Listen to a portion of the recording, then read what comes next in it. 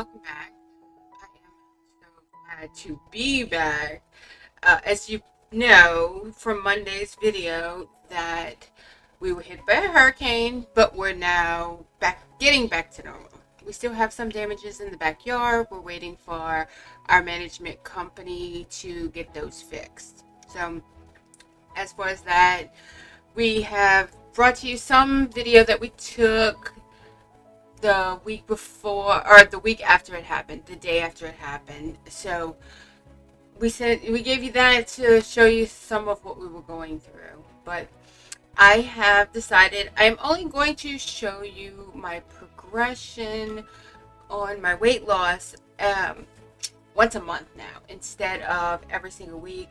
I'm only gonna do it once a month. I'm about 7 weeks out. As you can see, my short hair. I showed that out on Monday too.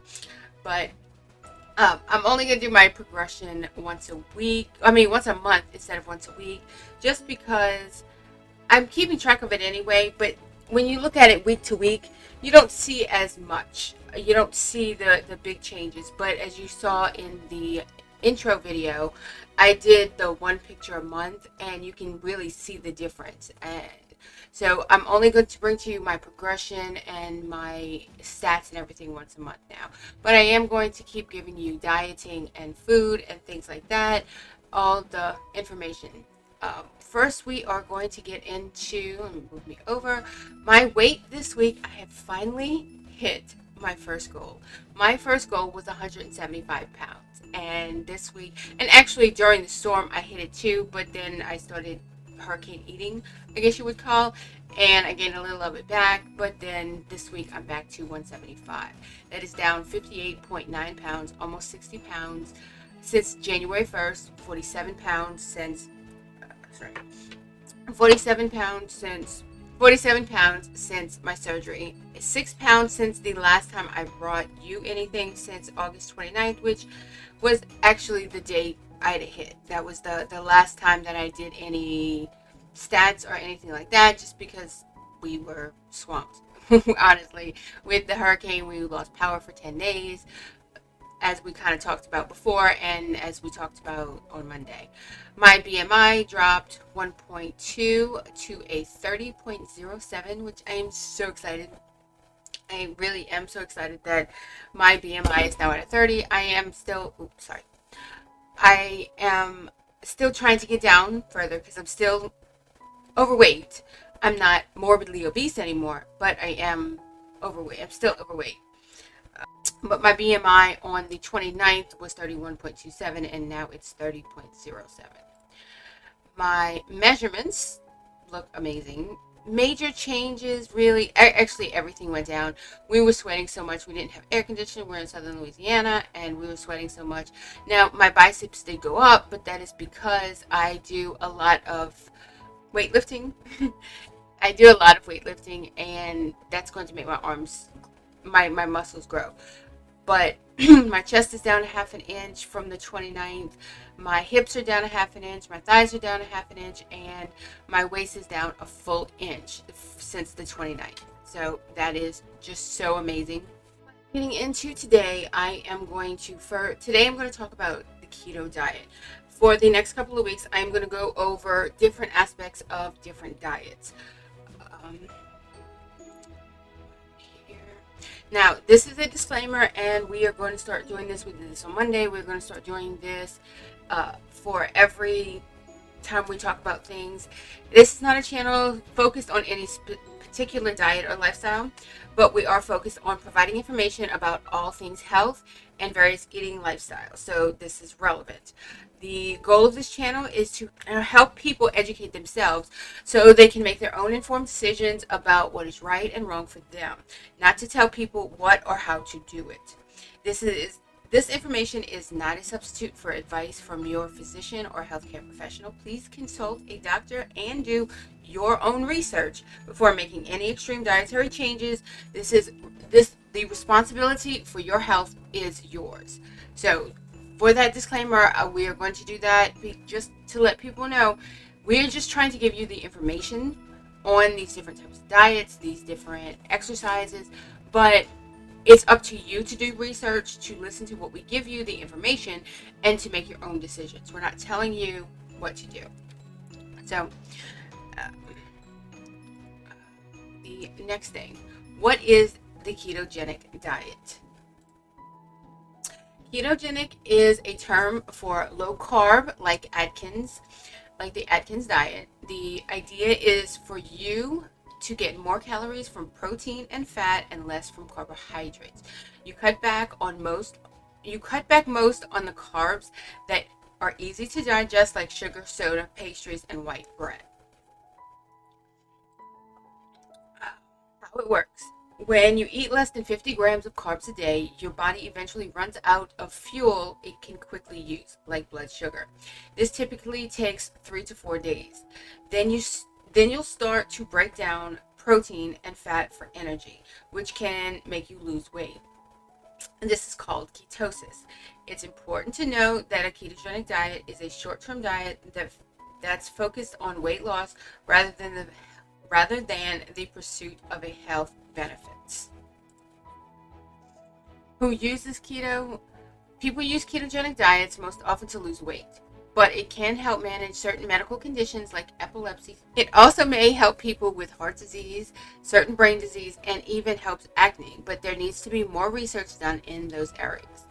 Talk with your doctor first to find out if it's safe for you to try a ketogenic diet, especially if you have type 1 diabetes.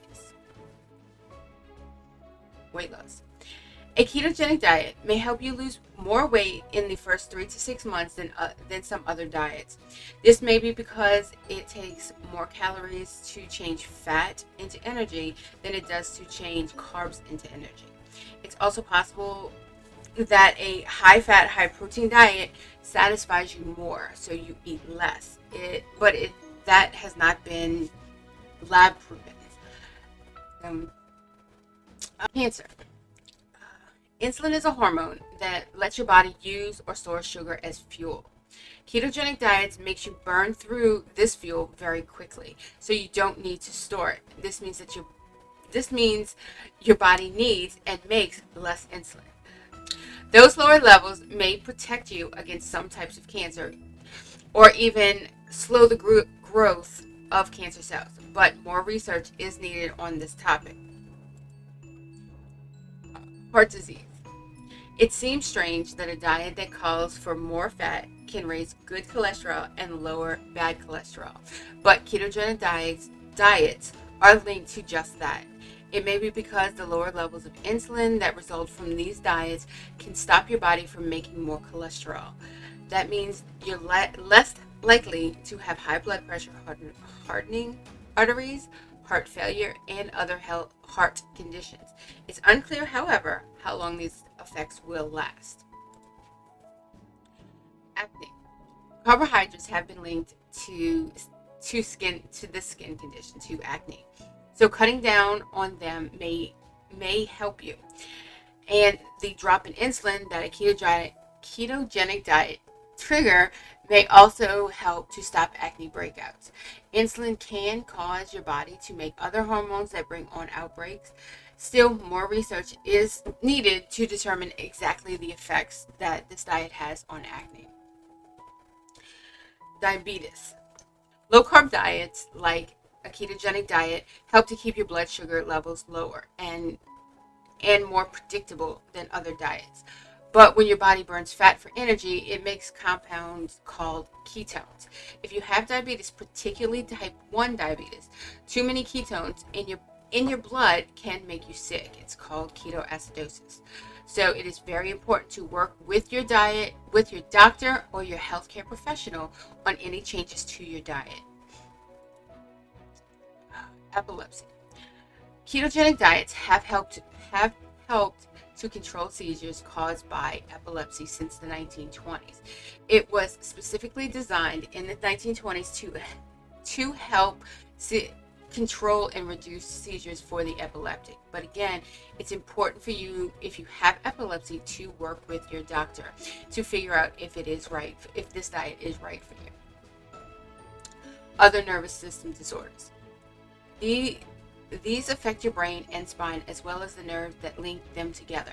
Epilepsy is one of them, but others may be helped by a ketogenic diet as well, including Alzheimer's, Parkinson's disease, and sleep disorders. Scientists aren't sure why, but it may be the ketones your body makes when it breaks down fat for energy that helps to protect your brain from this type of cellular damage. Polycystic ovarian syndrome, PCOS. This is when a woman's ovaries get larger than they should be and small fluid-filled sacs form around the eggs. High levels of insulin can cause it. Ketogenic diets, which lower both the amount of insulin you make and the amount that you need, may help to treat it along with other lifestyle changes like exercise and weight loss. Exercise. A ketogenic diet may help in endurance athletes, runners, and cyclists, for example, when they train. Over time, it helps your muscle to fat ratio and raises the amount of oxygen that your body can use when it's working hard. But while it might help in training, it may not work as well as other diets for peak performance. Side effects. The more common ones aren't usually very serious. You might have constipation, mild, mildly low blood sugar, or indigestion. Much less often, low carb diets can lead to kidney stones or high levels of acid in your body. Acidosis, as I said before, the ketoacidosis when it comes to diabetes, type 1 diabetes. Other side effects can include a keto flu, which may include headaches, weakness, irritability, bad breath, and fatigue. But typically they don't last too long. Diet with care. Any diet that you do, when your body burns, it stores fat. It can be hard on your kidneys, and starting a ketogenic diet or going back to a normal diet afterwards can be tricky if you're obese because of other health issues you're likely to have, like diabetes, a heart condition, or high blood pressure. If you have any of these conditions, make diet changes slowly and only with guidance from your healthcare professional. I say a lot of times that I am on a ketogenic diet. I am on a keto diet, but I am on kind of a modified keto paleo diet. I do high protein, but I don't do real high fat. It is a lot of the difference. I typically do mild fat, low carb, and high protein. And that is kind of the diet that I was given after surgery. And they recommend that people after weight loss surgery, whether it's a sleeve or whether it's a bypass, that you're recommended to do this kind of diet for at least a year. So this is the diet that I'm on. And like I said, I fully love the keto diet. I love keto recipes. A lot of the recipes that are on our website, on the JK a Lot website, is also keto recipes, but there are also some paleo as well. But whenever you do any type of change in your diet, you really should talk to your doctor, especially if you have any type of outstanding health conditions. You have diabetes, type 1 or type 2. Now, type 2 diabetes, it can help, but type 1 diet, a keto diet, that's what I mean. A keto diet can help type 2 diabetes, but not type 1. Type 1 diabetes are typically people who were born with it, and you know what you should be having and what you shouldn't. So, but I'm just going to be giving you some overviews, and this information all comes from all the information that I brought you on the slides and that I talked about today. All comes from webmd.com. I got all of the information on the different diets and the things that I'm going to be bringing to you in the next couple of weeks from WebMD and other medical journals for this information. So I will leave those articles and those journals down in the description box below so that you can do your own research. And I do recommend that you also speak to your healthcare provider, your doctor, whoever, before you make any drastic changes to your diet, because it can affect your whole entire body. It can affect your health. So with that, I will see you next week. I hope that you like and subscribe. The link to my website, or our website, as well as our merchandise, is in the description box below. And also on, I think it is Friday, October the 1st, I will be bringing you 2 new designs on our merchandise store. So please look out for that. But you have a nice day, and please be nice and kind to each other. Bye-bye.